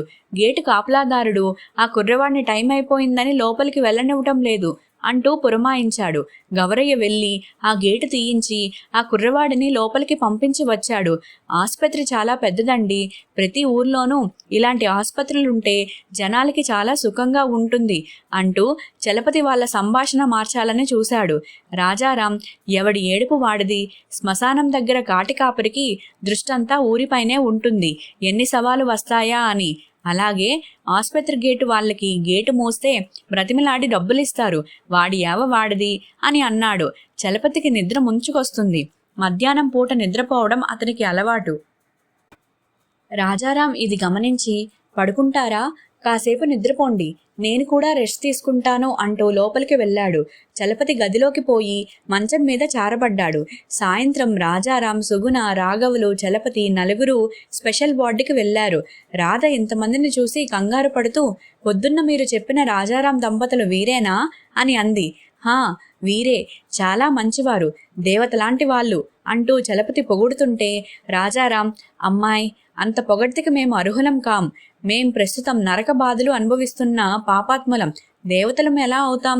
దేవతలమే అయ్యి ఉంటే లక్షల ఆస్తి ఉండి పిల్లా పాపలతో హాయిగా అనుభవిస్తూ అక్కడే ఉండక ఈ విశాఖపట్నంలో అయిన వాళ్ళందరినీ దూరం చేసుకుని ఇలా మూలుగుతూ ముక్కుతూ ఎందుకు అవస్థలు పడతాం అని అన్నాడు. పోనీ బాగా చదువుకున్నవారు, ఈయన చాలా పుస్తకాలు చదివారు, ఇలా పరిచయం చేయడం బాగుందా అని అన్నాడు చలపతి. రాజారాం, ఆ మాట అన్నారు బాగుంది అని అన్నాడు. సుగుణ, రాధ సంభాషణల్లో పడ్డారు. ఎవరు పుట్టింటి వివరాలు వారు పరిచయం చేసుకుంటున్నారు. వరండాలో ఓ పేషెంట్ని కుర్చీలో కూర్చోబెట్టి తీసుకువెళ్తున్నారు. ఆ పేషెంట్ బాధగా మూలుగుతున్నాడు. అతని ఎముకలు బయటపడి ఒంట్లో కండ అనేది హరించుకుపోయింది. ఆ ఎముకల మధ్యలో జీవం ఏ మూల దాగి ఉన్నదో రాజారాంకి ఆ దృశ్యం బాధని కలిగించింది. ఇంతలో ఎక్కడ్నుంచో ఓ కేక బాధగా వినిపించింది. అసలు ఈ లోకమే దుఃఖంలో నిండిపోయిందేమో అనిపిస్తుంది. ఈ భూమి మీద మానవుడు ఏడుస్తూ పుడతాడు, ఏడుస్తూ జీవిస్తాడు, ఏడుపుల మధ్యనే కన్నుమూస్తాడు. అంతేనండి, ఈ ప్రపంచమంతా ఏడుపుగొట్టు ప్రపంచం అన్నాడు చలపతి. రాఘవులు నవ్వు ఆపుకుంటూ అక్కడ్నుంచి అవతలికి వెళ్ళిపోయాడు. అతనికి అక్కడ్నుంచి రాజారాం మాత్రం కనిపిస్తున్నాడు. చలపతి అవస్థ అతనికి చూడసఖ్యం కాకుండా ఉంది. ఈ ప్రపంచమంతా దుఃఖమయం. దీన్ని ఎవరూ తప్పించుకోలేరు. డబ్బున్నవాడు, లేనివాడు ఎవరూ దుఃఖం నుంచి తప్పించుకోలేడు. ఈ సృష్టి ఆది నుంచి మనుషులు తిన్నదంతా కలిపితే సముద్రపు నీటికి మించుతుందని బుద్ధుడు అన్నాడు. అక్కడికి సముద్రం కనిపిస్తుంది. చలపతి, అబ్బా, ఇంత సముద్రం అక్కడుందా అనుకున్నాడు మనస్సులో ఆశ్చర్యంగా. అయితే గాంధీజీ ఏమన్నాడో తెలుసా? విషాదం నుంచి, వ్యధ నుంచి సిసలైన ఆనందం ఉద్భవిస్తుందంట. నర్సు లోపలికి వచ్చి రాధకి ఏదో మందు ఇచ్చి వెళ్ళింది. మా వారికి పుస్తకాలుంటే చాలు, ఇక ఏమీ అక్కర్లేదు అంది సుగుణ రాధతో. రాధ భర్తని చూసి నవ్వు ఆపుకుంది, ముఖం పక్కకు తిప్పుకొని. చివరికి రాజారాం, అమ్మాయి, నీకు తప్పకుండా జబ్బు నయమైపోతుంది, సందేహం లేదు అంటూ ధైర్యమిచ్చాడు. రాఘవుల్ని అక్కడే ఉంచి చలపతి రాజారాం గారితో వెళ్ళిపోయాడు. వాళ్ళందరూ వెళ్ళిపోయిన తర్వాత రాఘవులు కరువు తీరా నవ్వుతూ, అయ్యగారి అవస్థ ఆ పరమాత్ముడికే తెలియాలండి అని అన్నాడు. రాధ ఏమైంది అని అడిగింది. ఆయన బాగా చదువుకున్నవారండి. ఆయన పొద్దుట్నుంచి ఈయన్ని జలగలాగా పట్టుకొని ఒకటే ఉపన్యాసాలండి. అయ్యగారు పడే అవస్థ చూడలేకపోయానంటే నమ్మండి. అయ్యగారి రూముకి రావడం అంటే హడులుగా ఉందండి. పొద్దున్న మధ్యాహ్నం కాఫీలు అక్కడేనండి. ఇవాళ మధ్యాహ్నం భోజనం కూడా అక్కడే చేశారండి అని అన్నాడు చలపతి. రాధ నవ్వేసింది. అన్నిటికంటే చిత్రం అయ్యగారి భయం రాజారాం గారు తన గదిలోకొచ్చి అల్మారా తెరుస్తారేమోనని. రాజారాం గారు చాలా చొరవగల మనిషండి అంటూ మెల్లిగా అయ్యగారు సారా మాటుళ్ళు అందులో దాచారండి అన్నాడు. ఇక్కడ మొదలుపెట్టారా అంది రాధ. సర్లేండి, అసలు మానితేనే కదా మళ్ళీ మొదలు పెట్టడానికి. ఆ సుగుణమ్మ కూడా చనువుగా ఉంటుందా ఈయనతో? రాఘవులు ఆ యమ్మ చాలా మంచి మనిషండి అని అన్నాడు. రాధకు రాఘవులు ఈ మాట చెప్పినప్పటి నుంచి అనుమానం. ఆ మొగుడు రోగిష్టివాడు, ఈయన అసలే ఇలాంటి విద్యల్లో ఆరితేరినవారు, ఎక్కడ జారిపోతారేమోనని భయం. చలపతి రాగానే ఆమె ఆ మాట ఈ మాట చెబుతూ అక్కడే కూర్చోబెట్టింది. చలపతి అక్కడి నుంచి కదలాలని ప్రయత్నిస్తుంటే ఆమెకు అనుమానం. ఏమంత తొందర? నా దగ్గర కూర్చోకుండా అక్కడ వాళ్ళతో తిరిగితే ఏమొరుగుతుంది అని అంది. చలపతికి అర్థం కాలేదు. నర్సు వచ్చి టెంపరేచర్ చూసింది. డాక్టర్లు పరీక్షలు పూర్తి చేసి ఇక వెళ్ళొచ్చన్నారు. అప్పటికి ఆ ఊరు వచ్చి వారం రోజులు అయ్యింది. ఆ రోజు తమ ఆతిథ్యం స్వీకరించమని రాజారాం ఒత్తిడి చేసి చలపతి దంపతులిద్దరికీ విందు చేశాడు. స్టేషన్కి నేను రాలేను, ఇక్కడి నుంచే మీకు వీడ్కోలు ఇస్తాను అని బాల్కనీలోనే నిలబడి చేతులూపాడు రాజారాం. బండి వీధి చివరకు వెళ్లే వరకు రాజారాం దంపతులు చేతులు ఊపుతూనే ఉన్నారు. ఇంటికి వచ్చిన 15 రోజులు రాధ బాగానే ఉంది. తర్వాత మళ్ళీ మామూలే. జ్వరం వచ్చింది 2 రోజులు. మంచం మీద నుంచి కిందకు దిగలేదు. మూసిన కళ్ళు తెరవలేదు. చలపతి పూర్తిగా నీరు కారిపోయాడు. చేసిందంతా ఇలా పరిణమించేసరికి రాజారాం గుర్తుకు వచ్చి మళ్ళీ ఆ విశాఖపట్నం పోక తప్పదేమో అనిపించింది. అలా కళ్ళు మూసుకుని మంచం మీద పడుకొని ఉన్న భార్యను చూసేసరికి అతనికి జాలి వేసింది. తానే అలా అనుకుంటే ఆమెమనుకోవాలి? మందులు తెప్పించాడు. వారం రోజుల్లో మళ్ళీ కోలుకుంది. కాస్త అటూ ఇటూ తిరగడం మొదలుపెట్టింది. అయినా నమ్మకం ఏముంది? అక్కడికదే నయం. కొంపకి రాగానే కాస్త నవ్వు మొహం కనిపిస్తుంది. రాఘవులు, ఏమిటి గురు, అప్పుడే ఇలా నీరు కారిపోయారు అని అన్నాడు. ఏం చేస్తాను రాఘవులు, ఇంత చేస్తే అదంతా బూడిదలో పోసిన పన్నీరయ్యింది. దిగులు పడకండి, మంచి రోజులు తప్పక వస్తాయి. ఏం వస్తాయో, నా ఊపిరి ఊడుతుంది. ఇంట్లో మనశ్శాంతి కరువైపోయేసరికి చలపతికి తాగుడు అలవాటు బాగా పెరిగిపోయింది. ఇప్పుడు అతనికి ఇంటికి రావాలనే అనిపించడం లేదు. ఎల్లమ్మ ఇక అసలు రానే రాదా రాఘవులు అన్నాడు చలపతి ఒకరోజు. ఏమో మరి, ఆమె గురించి ఏమీ తెలియడం లేదు. చలపతి మనశ్శాంతి కోసం ఎల్లమ్మని కలవాలని అనుకుంటున్నాడని, ఇప్పుడు ఆమెని వాంఛిస్తున్నాడని అయితే ఇది కేవలం తాత్కాలికమైన ధోరణి మాత్రమే అని రాఘవులు గ్రహించాడు. ఎల్లమ్మ ఎన్ని రకాలుగా అడిగినా తన చిరునామా మాత్రం చెప్పలేదు. ఒకప్పుడు చలపతి ఆమె ఆదరణని, ఆప్యాయతని తిరస్కరించి అక్కడ ఉండడమే తనకి అవమానం, అగౌరవం అని భావించాడు. కానీ ఈనాడు ఆమె అతనికి కావాలని దూరం అయ్యింది. ఇప్పుడు చలపతికి ఆమె ఆదరణ కోసం, మనస్సు విప్పి చెప్పుకునే మంచి మనిషి కోసం, కక్కుర్తి కోసం ఆమె కావాలని అనుకుంటున్నాడు. అంతా స్వార్థం. చలపతి ఇంటికి చేరేసరికి బాగా పొద్దుపోయింది. రాధ మాత్రం తన కోసం ఎదురు చూస్తూ కూర్చుంది. చలపతి పూర్తి స్పృహ కోల్పోలేదు. ఒంటి మీద స్పృహ ఉంది. తూలుతూనే వచ్చి మంచం మీద చారబడ్డాడు. రాధ లేచి వెళ్ళి మంచం మీదకు వంగి పలకరించింది. చలపతి ఇటు చూసి ఏం అని అన్నాడు. సినిమాకి వెళ్ళారా? నువ్వు లేకుండా సినిమాకి వెళ్తానా?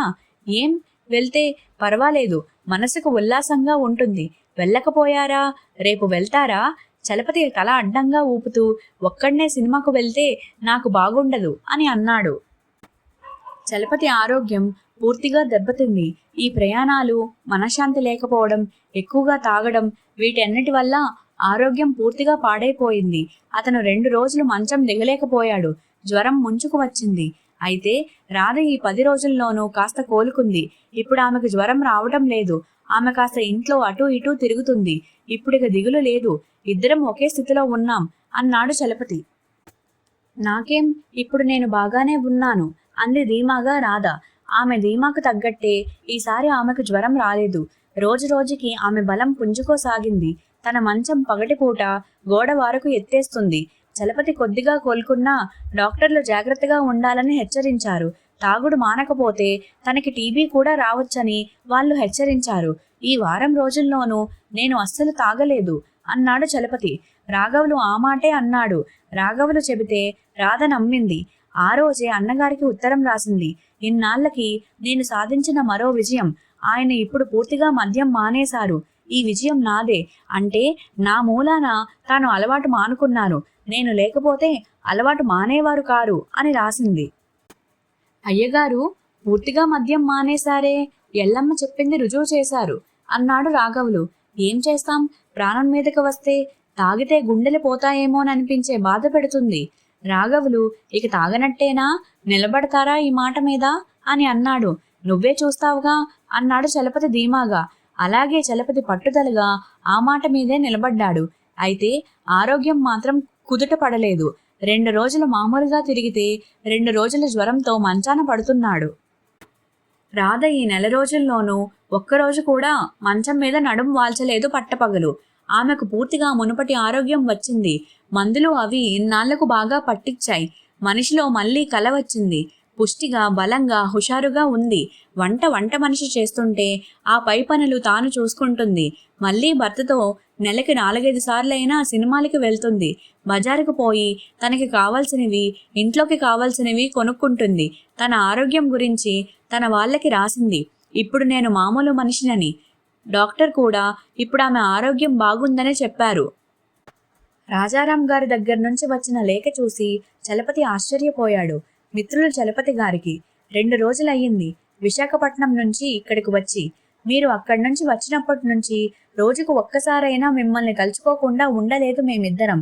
మీకు అటువంటి ప్రత్యేకమైన స్థానం ఉంది, అందుకు సందేహం లేదు. అందుకే మిమ్మల్ని మర్చిపోలేకపోయాను. సుగుణ కూడా రోజుకు ఒక్కమారైనా మీ గురించి అనుకుంటూ ఉంటుంది. ఇప్పుడు నా ఆరోగ్యం బాగానే ఉంది. మీ శ్రీమతి గారి ఆరోగ్యం బాగుందని తలుస్తున్నాను. మీ గురించి నేను అన్ని వివరాలు తెలుసుకున్నాను. అది తెలుసుకున్న తరువాత మీరు అక్కడ ఒక్కరోజే ఉన్నారనుకోండి. అందుకే ఆ రోజు నేను పుస్తకాల గురించి మీ వద్ద ప్రస్తావించలేదు. మీరు ఏమీ చదువుకోకపోయినా, మీరు ఇలాంటి పుస్తకాలు చదవకపోయినా, మీరు చాలా మంది కంటే ఎంతో విజ్ఞానం కలవారు. మీరు ఎంతో చదువుకున్నవారే నా దృష్టిలో. ఒక అమాయకురాలి హృదయాన్ని మీరు చదివి అర్థం చేసుకున్నారు. ఆమె కోసం ఎన్నో ఇబ్బందులు, కష్టాలు సైతం ఓర్చి బాధలు పడ్డారు. ఇంత సంస్కారం ప్రదర్శించిన వాళ్ళు ఈ పుస్తకాలు చదివే వాళ్ళల్లో ఎంతమంది ఉన్నారు? ఈ సంస్కారం ఈనాడు కనబడడం లేదు. అదంతా మీటింగుల్లోనూ, పుస్తకాల్లోనూ, ఉపన్యాసాల్లోనూ తప్పించి జీవితంలో ఎక్కడ కనిపిస్తుంది? మీకు నా మనస్పూర్వక నమస్కారాలు. మీకు నా హృదయపూర్వకమైన అభినందనలు. మరొక వ్యధాపూరితమైన సంగతి మనస్సు చెప్పుకొని మీకు రాస్తున్నాను. ఓనాడు మీరు చెప్పారే, నా పోలికతో అక్కడ ఎవరో ఉన్నారని. ఆమె ఎవరో కాదు, నాకు చెల్లెలే. సందేహం లేదు. నా తండ్రి చేసిన పాపానికి ఆమె బలైపోయింది. పాపం, నా ఆస్తిలో సగం ఆస్తి ఆమె పేరున రాయాలని అనుకుంటున్నాను. ఇంతకంటే నేనేం చెయ్యగలను? ఇంకేదన్నా చెయ్యగలిగితే మీరు సూచించండి. పోనీ అలాగే చేస్తాను. ఆమెను మీరు జాగ్రత్తగా కాపాడవలసిందిగా కోరుతున్నాను. మీ అండ ఆమెకు ఉంటే ఆమె జీవితం నిశ్చింతగా వెళ్తుంది. నేను మిమ్మల్ని ఈ సహాయం అర్థిస్తున్నాను అంటూ రాజారాం పెద్ద లేఖ రాశాడు. రాధ పక్కనే ఉంది. ఆ లేఖ ఆమెకు చూపలేదు. అందులో ముఖ్యమైన సంగతులు మాత్రం చెప్పాడు. ఎల్లమ్మ ప్రస్తావన ఆమె దగ్గర తీసుకురాలేదు. రాజారాంకి సమాధానం రాస్తూ, మా జీవితం మళ్ళీ మామూలు స్థితికి వచ్చింది. రాధ ఇప్పుడు బాగా కోలుకుంది. ఆమె మునుపటి ఆరోగ్యాన్ని పొందగలిగింది. మా సంసారానికి మునుపటి నిండుదనం వచ్చింది. పాపం ఎల్లమ్మ, ఆమె ఇప్పుడు ఇక్కడ లేదు. యాత్రలకంటూ వెళ్ళి ఋషికేశ్లో మకాం వేసింది. ఇక్కడకు ఆమె ఎప్పుడు వస్తుందో తెలీదు. మీరు ఆమెకు చేసిన సహాయం ఉచితంగానే ఉంది. మీ తండ్రి చేసిన పాపానికి మీరెలా బాధ్యులవుతారు? కారు. మీరు చేయగలిగిన సహాయం చేశారు. మీరు కోరినట్లుగా ఆమెను నేను జాగ్రత్తగా చూస్తాను. మీకే దిగులు అవసరం లేదు. ఆమె గురించి చింతపడి ఆరోగ్యం పాడు చేసుకోకండి అని రాశాడు. రాత్రి భర్త నిద్రపోయిన తరువాత రాధ మెల్లగా లేచి అతని జేబులో లేఖ తీసి చదివింది. ఆ లేఖ చదువుతుంటే ఆమెకు ముచ్చెమటలు పోసాయి. కోపంతో ఆమెకు ఆవేశం వచ్చింది. ఉత్తరం మామూలుగా జేబులో పెట్టేసి మంచం మీదకు వచ్చి పడుకుంది. రాజారాం దంపతులంటే ఆమెకు అంతవరకు ఉన్న గౌరవం కాస్త పోయింది. ఈయన్ని అమాయకుణ్ణి చేసి తాము చేసిన పాపానికి పరిహారంగా 4 డబ్బులు పడేసి ఈయనకి ఆమెతో జత కలపాలని చూస్తున్నారు. అందుకే అంతగా పొగిడారు. ఆ పొగడ్తలకి ఈయన పొంగిపోయారు. ఆమెకు భయం వేసింది. మళ్ళీ ఇన్నాళ్ళకి తన జీవితం ఓ స్థాయికి చేరుకుంది. ఈ రాజారాం డబ్బు ఎరచూపి ఎల్లమ్మను పోషించే బాధ్యత ఈయనకి అప్పచెప్పి తన బ్రతుకు నట్టేట ముంచాలని చూస్తున్నారు. వీల్లేదు, అలా జరగడానికి వీల్లేదు. ఇక ఈ మనిషితో ఆ ఎల్లమ్మకు ఏమాత్రం సంబంధం ఉండకూడదు. పొద్దున్న లేచేసరికి ఆమె ముఖం ముడుచుకొని కనిపించింది. అతనికి గుండెలు దడదడమన్నాయి.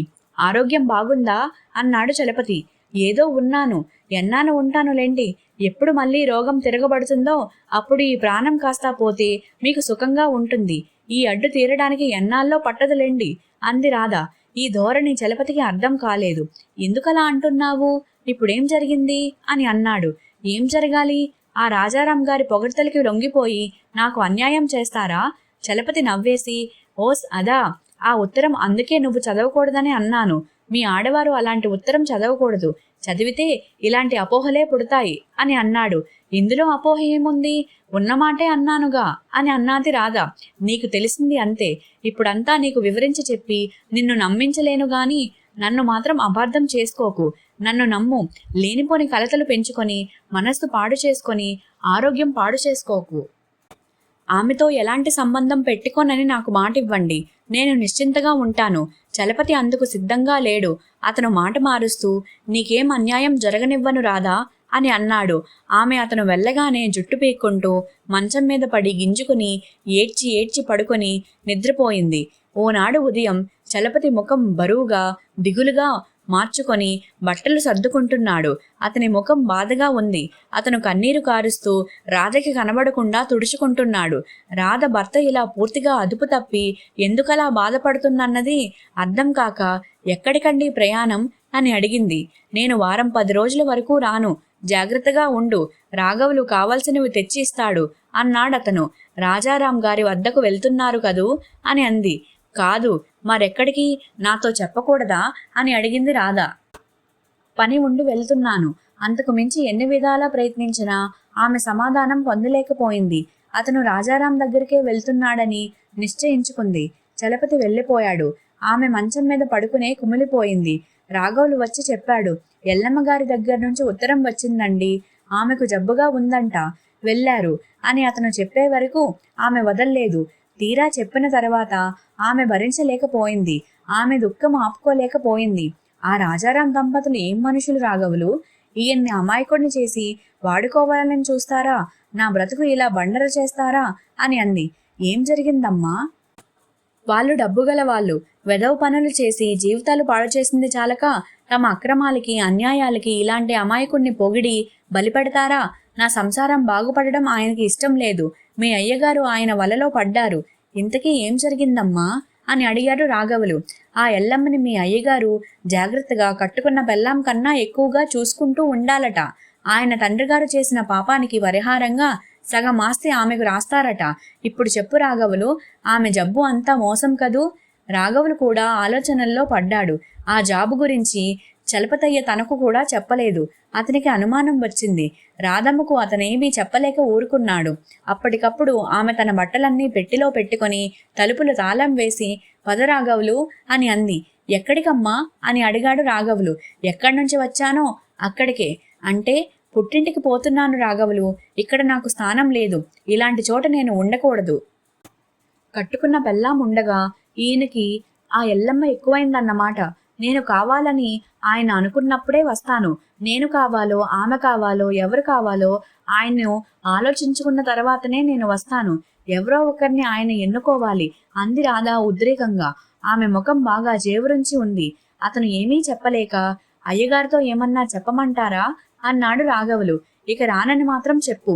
కావాలంటే పైన చెప్పిన షరతులకి ఒప్పుకుంటే ఆయన్ని రమ్మను. ఇప్పుడు నాకేం తక్కువ?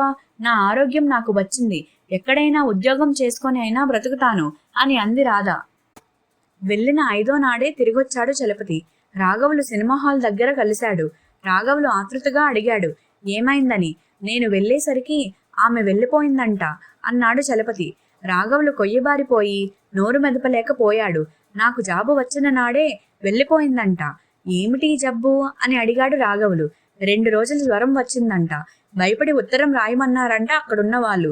ఇలా జరుగుతుందని వాళ్ళు కూడా అనుకోలేదట. ఆమె తాలూకు వస్తువులు నన్ను తీసుకెళ్లమన్నారు, కానీ అక్కడే ఉంచేశాను. జ్ఞాపకంగా ఆమె చేతి మట్టి గాజులు మాత్రం తీసుకొచ్చాను. జ్వరం తీవ్రతలో ఆమె చేతి గాజులు తీసేసి దిండు కింద పెట్టిందంట. రాఘవులు దుఃఖం ఆపుకోలేకపోయాడు. చలపతి కన్నీరు పెట్టుకుంటే అతను తలదించుకొని బాధపడుతున్నాడు. రాఘవులు ఇంటి తాళం తీస్తూ, అమ్మగారు పుట్టింటికి వెళ్ళిపోయారండి అని అన్నాడు. చలపతి నివ్వెరపోతూ, ఇప్పుడెందుకు అని అన్నాడు. మీ మీద కోపం వచ్చి ఎల్లమ్మకు జబ్బు ఉందని వెళ్ళారంటే ఆమె నమ్మలేదండి. అనుమానంతో ఆవిడ చాలాసేపు ఏడ్చి గోల చేసి ఇక రానని, కావాలంటే మిమ్మల్నే రమ్మని చెప్పి వెళ్ళిపోయారండి అన్నాడు రాఘవులు. ఇప్పుడు నాకు ఓపిక లేదు రాఘవులు, చాలా అలసిపోయాను అన్నాడు చలపతి. ఆ మర్నాడు అతనికి జ్వరం ముంచుకు వచ్చింది. మంచం మీద లేవలేకపోయాడు. 2 రోజులైనా జ్వరం తగ్గలేదు. రాఘవులే కాస్త జావ కాచి ఇచ్చాడు. డాక్టర్ని తీసుకొచ్చి చూపించాడు. ఆయన రాసిన మందులు తెచ్చి వేశాడు. చలపతికి భార్య పుట్టింటికి పోయిందనే ధ్యాస బొత్తిగా లేదు. ఇప్పుడు అతను అస్తమానం ఎల్లమ్మ గురించే బాధపడుతున్నాడు. ఆమెతో తన సాంగత్యం అంతా గుర్తుకు వస్తుంది. ఆమె అభిమానం, అనురాగం, ఆమె సేవ గుర్తుకు వస్తున్నాయి. రాధ ఈ అనుబంధాన్ని ఎలా అర్థం చేసుకోగలదు? తనేం అర్థం చేసుకోగలిగాడు గనుక? ఆమెతో చాలా కాలం తిరిగి ఆమె సేవలు పొందిన తనే ఆమెను అర్థం చేసుకోలేకపోతే ఆమె ఎలా అర్థం చేసుకోగలదు? రాఘవులు అన్నాడు, చలపతయ్య, ఎల్లమ్మ కట్టుకున్న భార్య ఎలాంటి స్థానంలో ఉంటుందో, ఆమె ఎలాంటి గౌరవం పొందుతుందో అలాంటి గౌరవం కోసం తంటాలు పడిందండి. నేను ఎన్ని రకాలుగా చెప్పినా మీరు అర్థం చేసుకోలేదు. చెప్పి చెప్పి విసిగెత్తి ఊరుకున్నానండి అని అన్నాడు. చలపతి, రాఘవులు ఇక ఊరుకో అని అన్నాడు. ఆ మాటలు తనకి రంపపు కోతలా ఉన్నాయి. 4 రోజులు పోయిన తర్వాత అమ్మగారికి ఉత్తరం రాశానండి, ఆమె వస్తుందండి, తప్పకుండా వస్తారు అని అన్నాడు. చలపతి మంచం మీద లేచి కూర్చొని, ఎందుకు రాశావు? నన్ను అడగకుండా ఎందుకు రాశావు అన్నాడు కోపంగా. అతనికి పౌరుషంగా ఉంది. ఆమె కోసం తాను ఎంత చేశాడు. ఆఖరికి తన ప్రాణం సైతం లక్ష్యం చేయకుండా ఆమె కోసం తాపత్రయపడ్డాడు. కానీ ఈనాడు ఆమె తనని ఏం అర్థం చేసుకోగలిగింది? ఏమిటి గౌరవం, మర్యాద చూపించగలిగింది? ఆమె స్వార్థం ఆమె చూసుకుంది. అలాగే తాను ఒకనాడు తన స్వార్థం తాను చూసుకొని ఉంటే ఆమె జీవితం ఏమైపోయేది? ఈ మనుష్యులు మంచితనాన్ని అసమర్థతగా భావించి లోకువ చేస్తారు. పశుతత్వాన్ని, రాక్షసతత్వాన్ని అర్థం చేసుకున్నట్టుగా వాళ్ళు మానవత్వాన్ని, మంచితనాన్ని అర్థం చేసుకోలేరు. నిజాయితీని, నిస్వార్థాన్ని గౌరవించలేరు. ఒకరి చేత చెప్పించుకునే అవకాశం ఇవ్వకుండా తాను అంత హుందాతనం చూపిస్తే ఈనాడు నలుగురిలోనూ నగుబాటు చేసి వెళ్ళిపోయింది. కనీసం ఒక ఉత్తరమైనా రాధ రాయలేదు. రాధ తనలాగా అమాయకురాలు కాదు, గడుచు మనిషి. ఆమె వెంటపడి బ్రతిమలాడి ఆమెను తీసుకువస్తానని ఆమె అభిప్రాయం కాబోలు. ఏమన్నా ఈసారి తాను వెళ్ళకూడదనే అనుకున్నాడు చలపతి. రాఘవులు ఇలా ఉత్తరం రాశాడంటే చలపతి అభిమానం దెబ్బతింది. అతనికి పౌరుషం వచ్చింది. కోపంగా అతను రాఘవుల మీద విరుచుకుపడ్డాడు. అలా కోపగించుకోకండి అయ్యగారు, ఆమెకు ఎంత చేశారు మీరు? అంత సేవ ఇలాంటి మనస్సుతోనే చేశారా? ఎంతో పెద్ద మనస్సుతో చేశారు. ఆ మనస్సు మార్చుకోకండి. రాధమ్మ గారి మనస్సు అప్పుడు ఇప్పుడు ఒకటే. ఆమె ఎప్పుడూ ఒకే మనస్సుతో ఉంది. రాజారాం గారితో మీరు చనువుగా ఉంటే ఆసుపత్రిలో ఆవిడ అనుమానపడింది. ఎల్లమ్మ ప్రస్తావన ఎప్పుడు తెచ్చినా అనుమానపడింది. ఆమె ఎప్పుడూ మామూలు మనిషే. మళ్ళీ ఆమెతో మీరు సంబంధం పెట్టుకుంటారేమో, తన జీవితం ఏమైపోతుందోనని భయపడి ఆమె పుట్టింటికి వెళ్ళిపోయింది. ఎవరు గారంగా చూస్తే మనుష్యులు వాళ్ళకే ఎక్కువ బాధపడతారు. మారం చేసి మీరు అంత పెద్ద మనస్సు మార్చుకొని ఎందుకిలా దిగజారిపోవాలి? రాజారాం గారు రాసినట్టు మీరు నలుగురితో పాటు మనుష్యులు కారు, అంతకంటే పై స్థాయి మరి. ఆ స్థాయి మీరు ఎప్పుడూ అలాగే కాపాడుకోవాలి. రాధమ్మ మామూలు మనిషే. రాఘవులు ఇంతగా చెప్పిన తర్వాత చలపతి మనస్సు కాస్త శాంతించింది. అంత జ్వరంలోనూ అతను మంచం మీద పడుకునే మంచం వారగా గోడకి ఉన్న తెలుగు క్యాలెండర్ చూశాడు. రాత్రి 10 గంటలయ్యింది. ఎవరో తలుపు తట్టిన చప్పుడు. చలపతి దుప్పటి ఒత్తించి మూలుగుతూ ముక్కుతూ మెల్లగా వెళ్ళి తలుపు తీసేసరికి రాధ గుమ్మం దగ్గర తల వంచుకొని నిలబడి ఉంది. అతని మాసిన గడ్డం అతని వంటికే గుచ్చుకుంటుంది. రోడ్డు మీద బండివాడితో పేచీలు పడుతున్న ఆమె అన్నగారి గొంతు వినిపిస్తుంది. చలపతి నీరసంగా మూలుగుతూనే వెళ్ళి లైటు వేశాడు.